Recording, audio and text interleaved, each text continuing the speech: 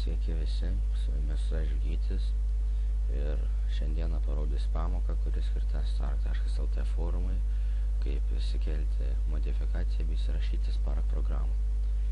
Pirmiausia, atsiųskime Spark, einame į internetą, vedame Spark download, linką numesti description'e, spaudžiame štai čia, atsisiunčiame. Kai atsisiuntė, išsikelkime desktopą, įsijungime, spauskime Spark,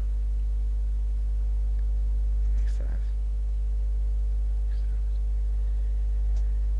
spauskime Spark, tuomet spauskime Open, eikime į Gata San Andreas direktoriją. Mano atveju bus C diskas, Gata San Andreas, Models, Gata 3. Tuomet išsikelkime desktopo modus, kelkime DFF ir TXT failiukus.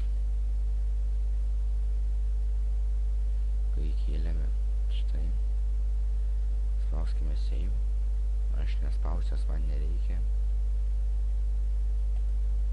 Ir gero naudojimo. Iki.